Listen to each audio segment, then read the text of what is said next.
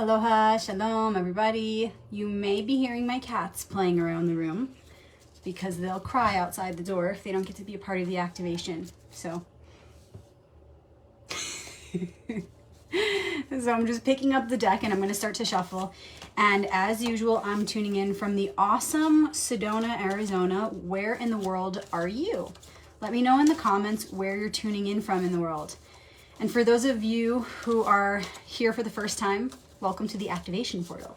And for those of you who are returning, welcome back. We've been doing these activations for many years now, every single week. They happen 4 times a month for the 4 phases of the moon. And I just wanted to make a suggestion for those who've never been here before. I like to suggest when you see people commenting where in the world they're from, where they're tuning in from right now, you can close your eyes and imagine that part of the world lighting up. So it's like you're seeing the earth from outer space and you're seeing those parts of the earth grid light up. So we're just lighting up the world right now. So Indianapolis, Alabama, Canada in the house. And each of these cards represents a different aspect of the mind. Each of these cards represents a different piece of archetypal wisdom. So when we're touching each one as we shuffle, we're saying hello to each of these parts of the individual and collective mind. We're waking up the brain, we're waking up the spiritual mind, lighting up the neural pathways. Pittsburgh in the house, West Virginia in the house. And I just like to go through until I feel like I've touched every part, like all parts are awake and present. South Carolina in the house. And feel free to share this video while we're live. Australia in the house, with maybe a favorite group you have on Facebook, maybe family or friends. Holland in the house, so we can get them in the portal live. And no worries, if you want to wait till the end, the recording will be here on Facebook and it will also be on Instagram and YouTube, Rebecca Magic, for those people who just aren't on Facebook. All right, now I will take out my second deck that we always use for the readings, the little treasure chest. And it's the Hebrew deck of cards that I made. They look like this. And same thing, they work the same way. Each card represents a different aspect of the self. Each card represents a different piece of wisdom, a different archetype. And I'm just shuffling them too. I'm just saying hello, waking them up. And remember, you guys, this is the first quarter activation, so it's the second of 4 activations in 1 month, in 1 month's time. So last week was the new moon, it was a new beginning, and now with the first quarter, we're 1 week in.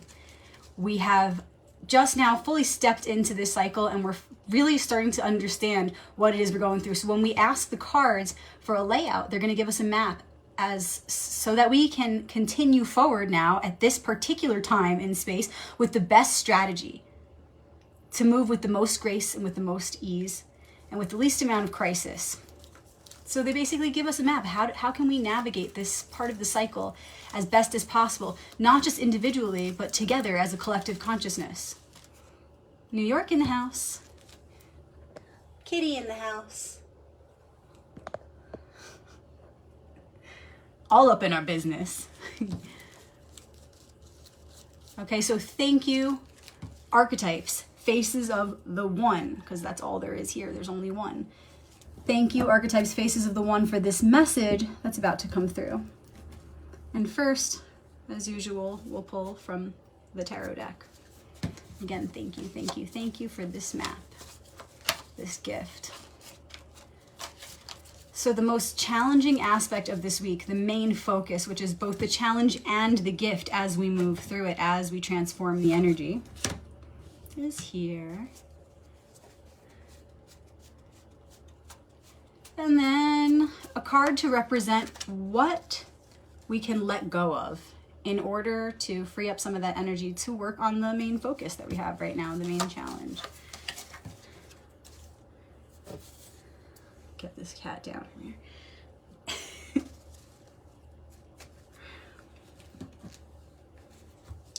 And then with the Hebrew cards, we will pull the ally of the week as usual, the guiding force. Okay, beginning with the challenge. Challenge of the week for first quarter of the cycle. Starting off with a major arcanum card. Super powerful card to begin with. It's the Wheel. Card number 10 of the deck. And it's all about a new beginning. Whereas 9s are endings, 10s are endings, and the potential for the new beginning. This card also has to do with directing your own fate, taking the wheel in your own hands, understanding that we are all a part of the bigger wheel of life, you know, the great wheel in the sky, the circle of life. But within that field of law, the laws of that circle, of those cycles, we can learn them. We can understand how we're one with them. And through that understanding, through that self-realization, we can align in harmony with the forces that be in our own reflection. We can understand the laws of operation of energy as we are that. And with that awareness, we can operate in harmony with all that exists, with the forces of nature and the forces of the cosmos, because they're the same forces of the original one that we all come from. So if this is the challenge and also the gift at this part of the cycle, it could look like this, okay? Understanding that we're 1 week into a 4-part cycle, this card in particular would come up like this. And let me know in the comments if this resonates with you. It might look like you're feeling some new energy, you feel like you're headed in a new direction, but there's a part of your old self, this self that you've been these past few weeks, that's maybe holding on to any negativity, like frustration, maybe you're aggravated about something, maybe there's something that's been stewing for you, something that doesn't feel so good, and you're finally feeling the chance to move out of that, but there's a part of you that wants to stick to it. Okay, so that's one way you might be experiencing this challenge this week. You might be feeling that you don't have control over your reality. You might feel completely helpless, like you don't have your hands on the wheel. You might feel like, oh, well, my fate is out of my hands. The more helpless you feel, the more you're in victim mode, the more you can see that you're not in alignment. You're not on track. You're losing yourself. You're losing your focus and you're becoming distracted, okay? So on the challenging end, that's what it's going to look like. On the gift end of this archetype, it could look like, wow, I'm actually really feeling in control of my life, to the extent that I actually have control over my life.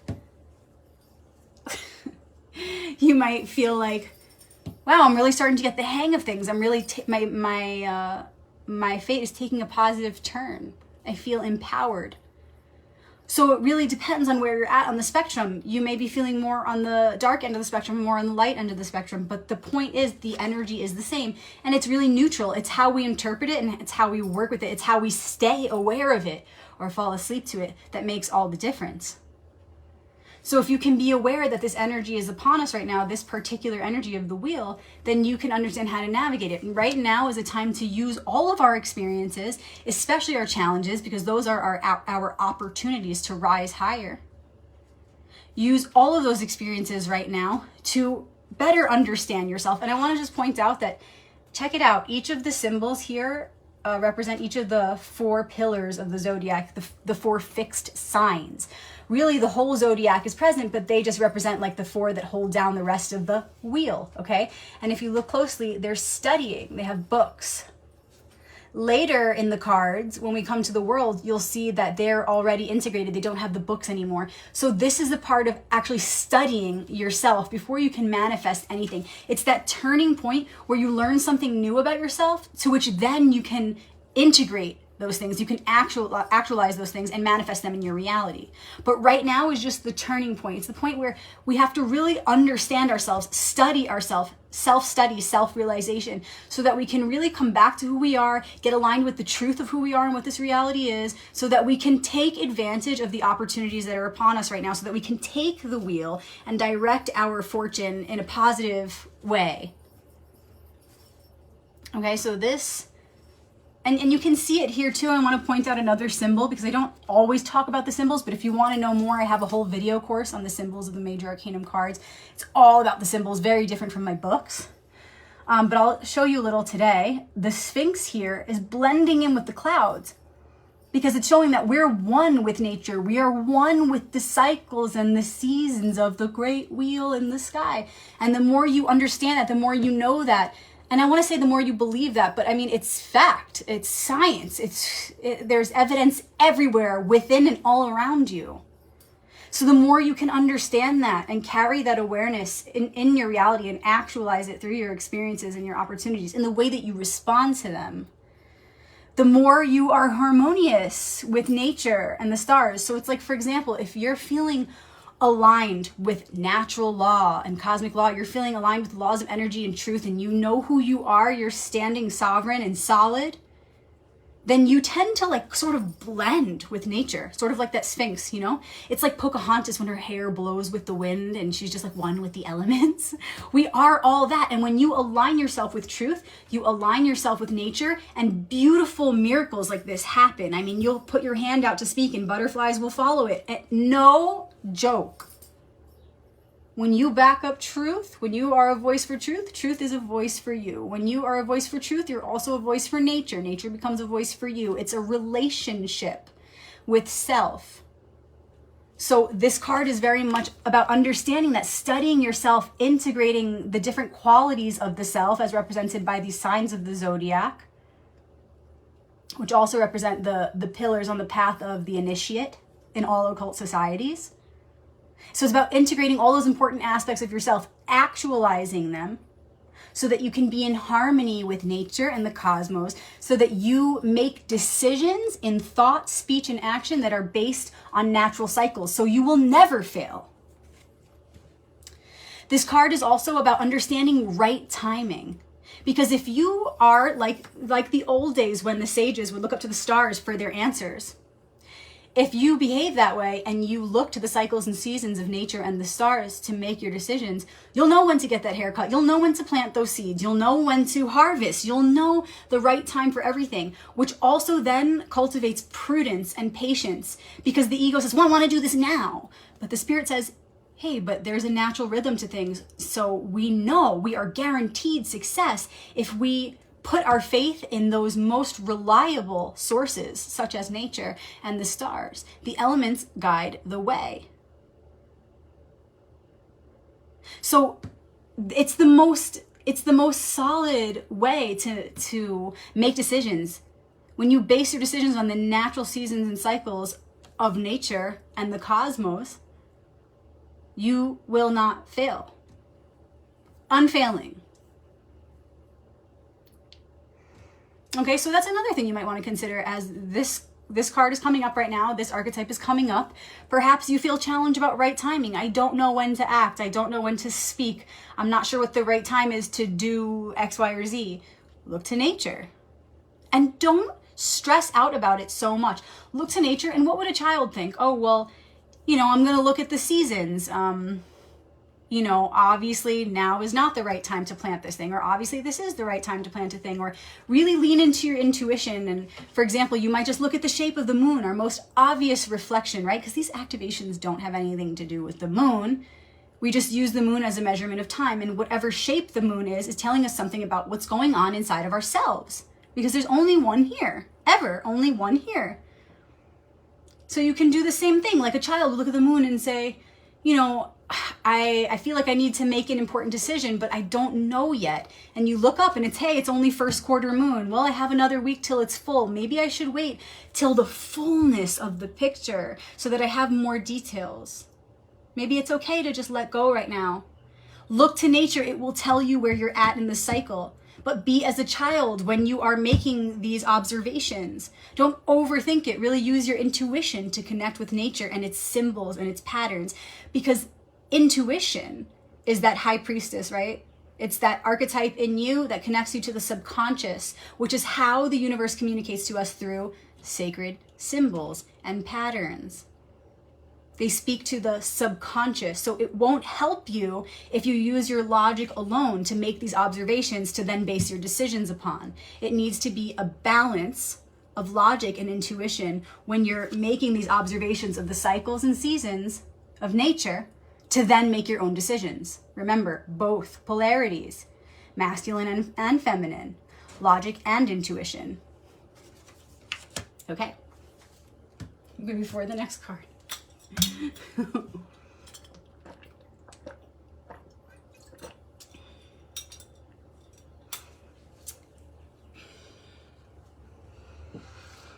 Okay, what we can leave behind to free up some energy to do this work. 8 of Cups. This one has been coming up a lot in my private readings one-on-one. 8 of Cups. Cups is the suit of the heart, emotions, water. And you can see these stacked cups sort of like trophies of the heart, experiences of the heart, fulfillment that you gained through effort in relationships and in those things that you put your heart into, those projects, those relationships, those situations. 9 is completion, but we're at the 8. So there's the missing cup.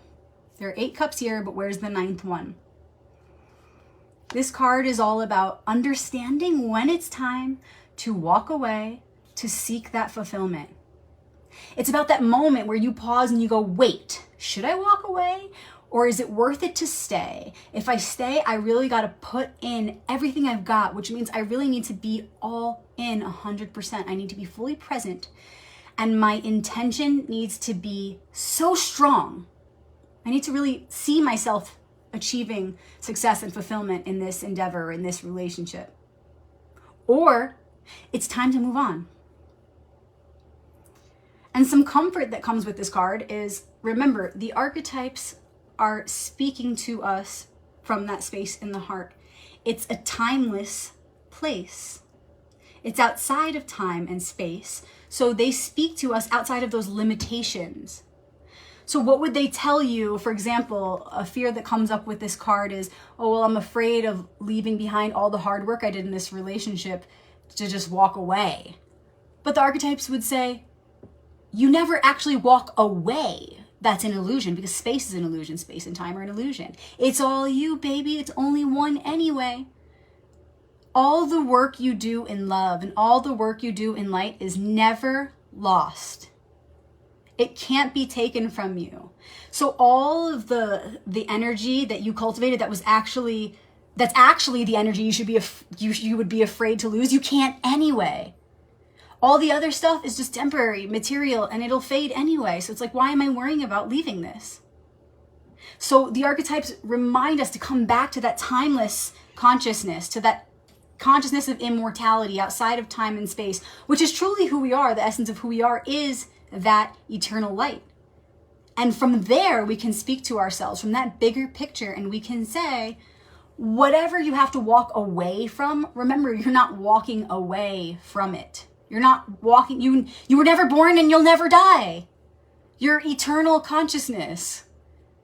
All of these experiences are just for our growth. So if we just act like a martyr and victimize ourselves, but still stay in a space we don't even want to be, all we do is create resentment and frustration and irritability and negativity and all the lowest frequencies we can possibly cultivate. And that's exactly not why we came here. No, it's a part of the process. If we can use all that darkness and then transform it into light.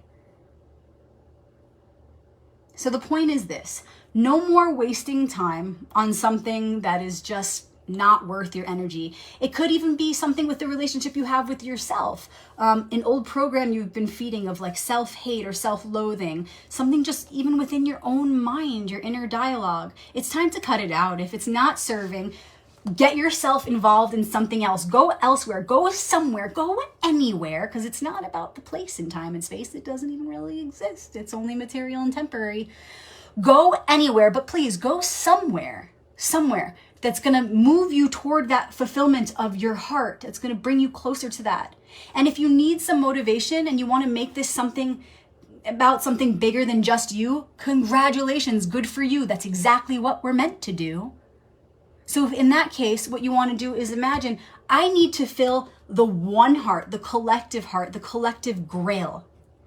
And so it's my duty to fill my own cup up. It's my duty to have my own heart be fulfilled, because my heart is one with the one heart. So if you don't do it for you, do it for us, who's only you anyway. You see what I'm saying? It's your spiritual duty. It's your mission. It's your purpose to redirect your energies to work in a way that's going to bring you closer to that heart's fulfillment and the one heart's fulfillment.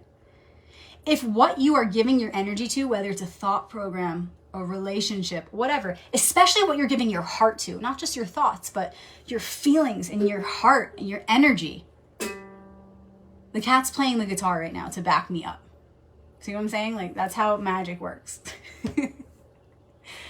So think about it. Whatever you're putting your blood, sweat, and tears into, or just whatever you're just harping on too much in your own mind, giving your thoughts to, those are precious thoughts. It's precious energy that can be redirected for a higher cause.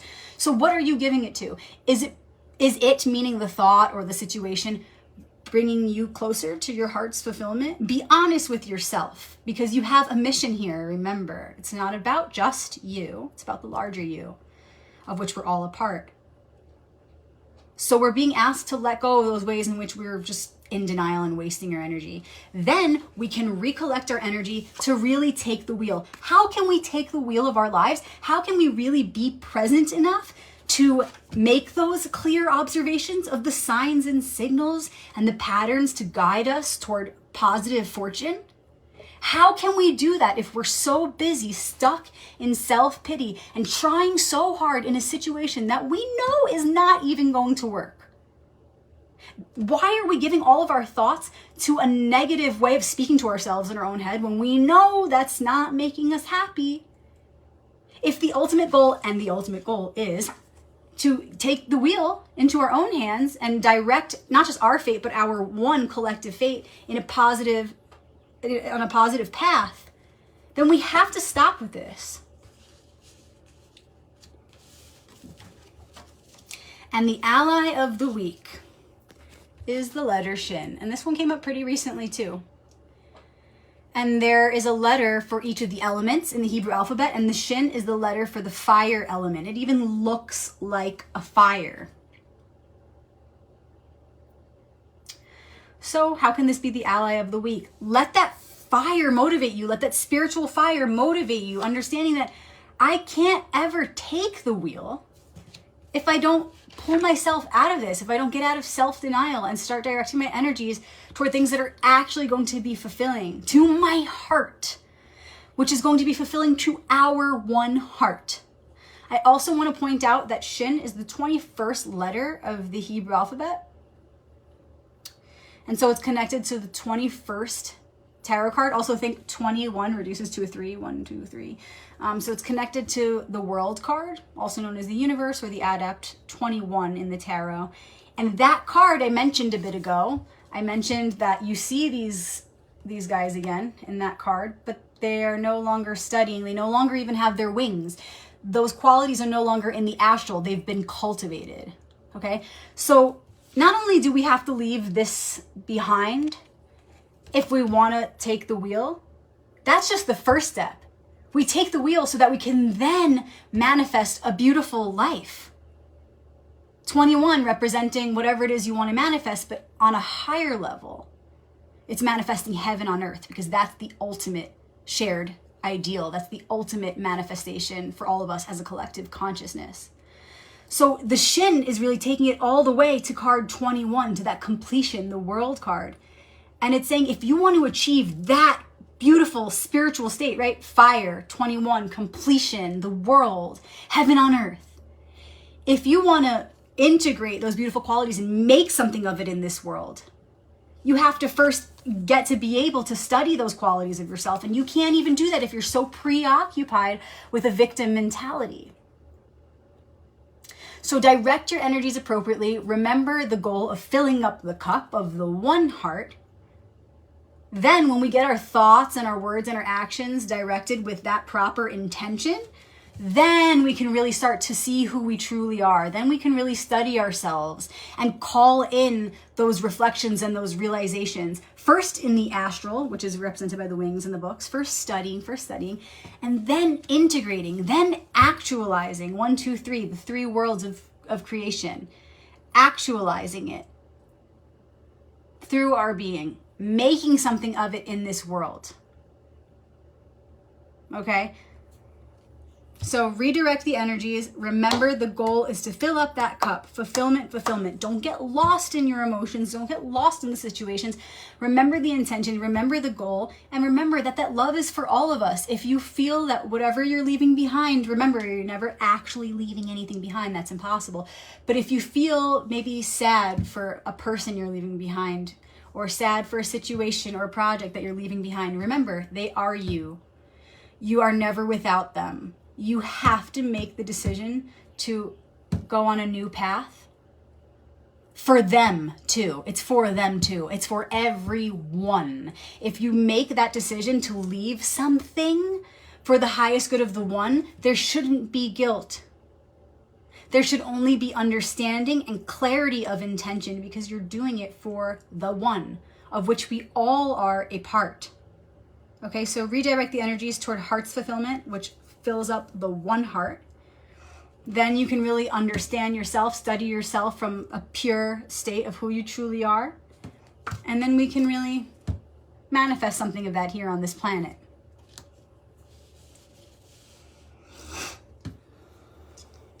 I'm just soaking it in. Yeah, what's it all for if it's not for the heart? What's it all for if it's not for the heart? Where have you been a little lost? Time to tighten up the ship. Start to take the wheel in our own hands, direct our fate toward heaven on earth. Happy first quarter moon, you guys. If you want to know more about the archetypes, remember, I've got 2 books. If you want to know more about the major arcanum archetypes, it's the Royal Path 1. If you want to know more about the minor arcanum archetypes and the elementals, it's the Royal Path 2.